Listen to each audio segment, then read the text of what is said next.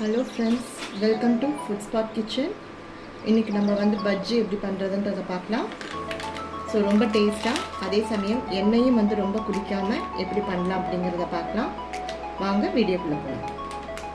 So இப்போ வந்து நம்ம ஃபஸ்ட்டு மிக்சிங் பண்ணிக்கலாம். ஸோ அதுக்கு ஒரு பவுல் எடுத்துக்கோங்க. எடுத்துகிட்டு நான் வந்து சக்தி பிராண்ட் யூஸ் பண்ணுறேன். நீங்கள் இதுதான் யூஸ் பண்ணணும் இல்லை, எது வேணாலும் நீங்கள் யூஸ் பண்ணிக்கலாம். ஸோ இதை வந்து நம்ம இதை போட்டுக்கலாம். இப்போ வந்து மாவு போட்டோம். இப்போ கொஞ்சமாக சால்ட் போட்டுக்கோங்க. ரொம்ப போட்டுக்காதீங்க, கொஞ்சமாக போட்டுக்கோங்க. அடுத்தது பார்த்திங்கன்னா ஒரு பிஞ்சில் ஒரு சோடா போட்டுக்கோங்க. அதுக்கப்புறமா கொஞ்சமாக பெருங்காயம்.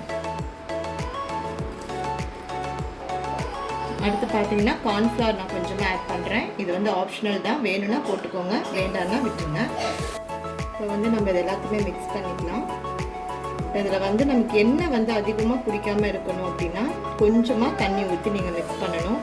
ரொம்ப மாவு தண்ணியாட்டம் மிக்ஸ் பண்ணிட்டீங்கன்னா உங்களுக்கு வந்து எண்ணெய் குடிக்க நிறையா வாய்ப்பு இருக்குது. அதனால் மாவு வந்து தண்ணி நீங்கள் ஊற்றும் போது கொஞ்சம் பார்த்து கொஞ்சம் கொஞ்சமாக மிக்ஸ் பண்ணிக்கோங்க.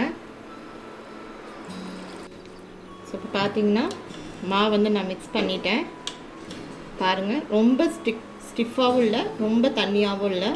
ஸோ இங்கே இப்படி நம்ம விடும்போது அப்படியே மடிப்பாக தெரியுது பாருங்கள். ஸோ இந்த பதத்தில் இருக்கணும். அப்போ தான் உங்களுக்கு வந்து எண்ணெய் வந்து ரொம்ப குடிக்காது.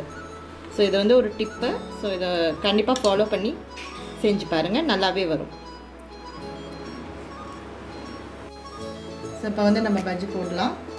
ஸோ இந்த மாதிரி எண்ணெய் வந்து நல்லா கொஞ்சம் ஹீட் ஆயிடணும். இப்போ நீங்கள் ஹீட் பண்ணுறது வந்து பார்த்திங்கன்னா ரொம்ப லோலையும் வச்சு ஹீட் பண்ணாதீங்க, ஹைலியும் வைக்க வேண்டாம். ஸோ மீடியமில் வச்சு நீங்கள் பஜ்ஜி போட்டால் தான் நல்லா வரும். ஸோ இப்போ அந்த மாதிரி மாவில் நம்ம டிப் பண்ணிவிட்டு போட வேண்டும்.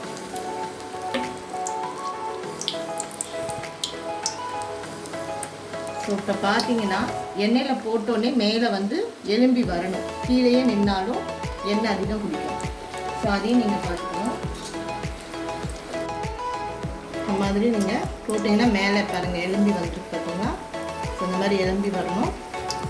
ஒரு சைடு நல்லா வெந்த விட்டதுக்கப்புறமா நம்ம திருப்பி போட்டுக்கலாம்.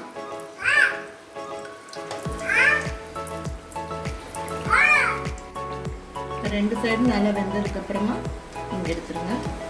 பாருங்கள், நல்லா பஜ்ஜி வந்து ரெண்டு சைடுமே உப்பி நல்லா வந்துருக்கு பார்த்தீங்கன்னா. அவ்வளோதான் ஃப்ரெண்ட்ஸ், சுட சுட நமக்கு பஜ்ஜி வந்து ரெடி ஆயிடுச்சு. இது சாப்பிடவும் ரொம்ப டேஸ்ட்டாக இருந்தது. நல்லா நம்ம தேங்காய் சட்னியோடு தொட்டு சாப்பிடும்போது ரொம்ப நல்லாயிருக்கு. இங்கே பாருங்கள், ரொம்ப சாஃப்டாக இருக்குது. ஸோ அதை கண்டிப்பாக நீங்கள் வீட்டில் ட்ரை பண்ணி பாருங்கள்.